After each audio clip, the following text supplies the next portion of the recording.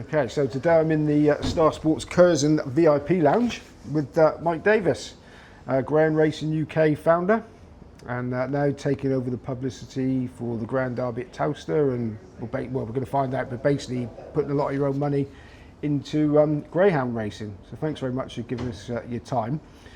So you've plunged into revived Greyhound Racing with Greyhound Racing UK and with the Boothbys at Towcester to save a sport that many have already written off as in terminal decline. Is it like a daunting prospect, or are you looking forward to the challenge? Firstly, Simon, thanks for having me. It's a pleasure being here. It's fairly daunting, yeah. There's something that needs to be done to Greyhound Racing, and I definitely want to throw my hat in the ring and make sure that we make a difference. But to see everything going on, particularly with the Greyhound Derby, it's the greatest Greyhound race in the world, and to get involved with it, fairly daunting experience, but something I'm looking forward to. Okay, so can you tell us, we'll talk about that in a bit, specifically Towcester, but tell us a bit about Greyhound Racing UK. You started that up. Yeah, sure. Greyhound Racing UK came about because being an owner in Greyhound Racing, I could see that it wasn't being promoted, it wasn't being advertised, it wasn't getting its name out there. And if you look at the other sports that are going on at the moment that are really booming, the darts, even snooker with the World Championship now, trying to get to an audience, a new audience that we could relate to. I've been involved with the sport for that many years that I've seen nothing involved with promotion. So I thought, what can I do to make something happen? I've got a few quid behind me that I was lucky enough to make in business. My hobby is Greyhound Racing. I want it to continue. So I thought to myself, what can I do? Well, use my expertise in marketing, creating business that builds business and builds bigger businesses. So yeah, what better place to start than my hobby? Was there a moment where you thought, oh God, I've got to get involved and do something about this, or did it just was it just a build-up? I think it's been a build-up over a period of a number of years, and people I talk to, other owners in Greyhound Racing, say, right, we need the sport to be big again. What do? We can't see any promotion. So it was a build-up of many years, and you only need to see what's happened with Greyhound Racing, the decline in tracks, decline in attendances, the decline in turnover on betting. All those things add up, and it's been a long period. Now, you've hit, you've just explained the aims of Greyhound Racing UK to promote the sport. You've hit the ground running, getting involved with Towcester.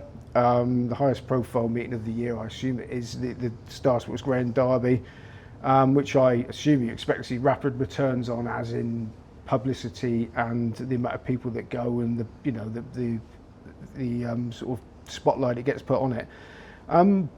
Do you have sort of a longer term realistic plan for building Greyhound Racing itself? I'm assuming you're not expecting to see a massive upward curve, This is a longer term plan, so we've got a number of years to look at how investment in the right areas of promotion, whether it be through the biggest race in the UK, the Greyhound Derby, or just getting out to the general public and promoting Greyhound Racing, promoting owning a Greyhound, promoting betting on Greyhound Racing, and looking after the welfare side of things, and promoting homing as well. So all of those things coming together is what we need to do, and it won't just be the Derby. The Derby is just one of the things that's considered there. So have you got a tangible goal in your head? And if so, have you set yourself a personal time goal to achieve it? So I've set myself 3 years, because if I can't make a difference in 3 years with a team of 30 people, promoting solely Greyhound Racing, Greyhound homing, Greyhound betting, Greyhound welfare, then I don't think anybody can. It does mean a hell of a lot of things around how the sport is promoted, how it looks to the spectator, how it looks to the bettor, how we actually make it a spectacle again. So yeah, those 3 years is where I'm setting my timelines on. Okay, now looking at Greyhound Racing, you could see that there has been a lack of promotion, but also logistically, the land in the cities like London became far too valuable just to be used to host Greyhound Racing, at least as far as the owners were concerned. So that's probably something that you're never going to be able to get back. So Towcester, where it's sort of in a rural area, is that maybe the way forward, sort of tracks in rural areas going forward? Yeah, I definitely think so. I definitely think it's if we could get something in a city, or maintain something in a city or a large conurbation area, you've got to have a multi-use environment. Especially if where greyhound racing is concerned, and I'm not sure those land values are going to sustain a venue that's going to be sporting. You can see what's happened with football now. You can see even the biggest sports in the UK are suffering because of the land value aspect. So moving rural, making sure that you do have conurbations nearby, but people have those transport links to get in and out of where you put the stadiums. Now the antis get far too much publicity already, so we're not going to talk about them, but the general public, I mean, I'm from a non-betting sort of family, so I know what you mentioned greyhound racing to people, you get the same sort of response, and the betting public, possibly the ones not betting on the greyhound racing, probably have a similar sort of historical idea about the sport. How are you going to go about reaching and educating those sort of people that have got for no reason at all, firm opinion in their minds about both of those aspects? Well, in terms of greyhound welfare, the first thing for me is to demonstrate what we do to look after greyhounds, both before racing, during racing and after racing. And the biggest thing I think that the greyhound racing shot itself in the foot with is not proclaiming how well greyhounds are looked after. They are the most regulated breed of dog in the country. They're tracked all the way through from being born all the way through to being retired and finding a forever sofa.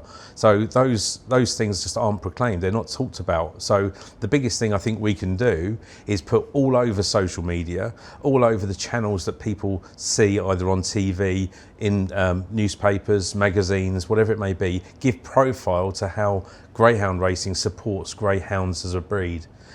Those types of things just have never been seen really in any big way, apart from small pockets of great stuff people do. Nothing's been brought together and coordinated as a bigger promotion exercise. Okay, what about and we'll caveat this, I've interviewed some very successful professional punters that bet on greyhound racing, so the notion that it must be, in inverted commas, all bet is obviously wrong, but I would still suspect that people that bet but don't bet on greyhound racing will still have that sort of thing in their mind. What would how are you going to try and get that across, that the sport is properly organised and governed? So the biggest thing to start with is to emphasise the integrity, the rules and regulations around greyhound racing, around the sport as a whole. Even to publicise following what happens to a greyhound when it comes to race, or even as it's prepared to race. People just don't know how regulated it is when you come to a track, how they're kennelled in, what happens to them whilst they're kennelled, then out to the track. They don't see all of that, and once you get that exposed, I think that will dispel a lot of myths and rumours about, well, what happens if somebody gets at a dog. That doesn't happen. Okay, and there's been recently anti-gambling zealots, I'd like to call them, that have suddenly targeted greyhound racing. I would imagine as the soft underbelly of eventually getting to horse racing. Is it worth your time even trying to argue with those people, or are you just going to go organically and just go for the general public? The biggest thing for us is actually targeting dog owners and dog lovers. We're a nation of dog lovers in the UK. And if they can see the message that we're looking after dogs, that's our first port of call. You can't go out and try and get an anti-greyhound racing person converted. You can show them what's going on, have our doors fully open, but it's those dog lovers and the dog owners of the UK that we really need to target and see, to say that this is a breed just as your breed, they're just as well looked after, even more better looked after than yours, and to appeal to them. Now there was a question later on that I found some quite, for me, very surprising figures. I can't find them now. Oh yeah, 36% of all households apparently in the UK own at least one dog. Yeah.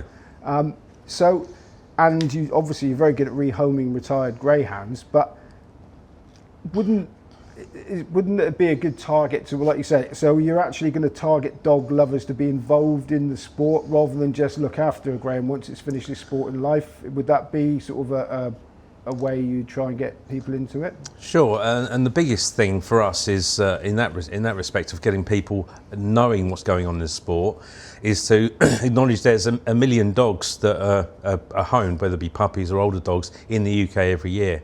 There's 6,000 greyhounds, 7,000 greyhounds that are ready for homing. So as a percentage of the million, 0.6%. So seeing where people are saying there's overbreeding and they're not looked after, or there's too many greyhounds, there's not at all. And to compete with that market of what I call homing dogs and having a loving home for a dog, I don't think it's too much trouble to get a promotional message out there and attract 6,000 people to owners. Okay, now you're a very successful owner, own dogs most of your adult life. Now you're with Mark Wallace and have invested heavily in that kennel as far as I'm aware. If you weren't passionate about the sport, would you see that investment as a wise one? Greyhound racing is a hobby for any owner. It's not a business. So when I say invest, it's investing in your hobby. So I'm lucky enough that I could invest in a kennel such as with Mark, and I really appreciate everything that he's done in partnership with what we've done and what we've put forward and what I've suggested. But that in itself is not. We want to set standards for ownership. That in itself, though, isn't the thing that drives me. It's my hobby that drives me. So looking to make money out of ownership isn't the way. But demonstrating how ownership can happen is what we've tried to do.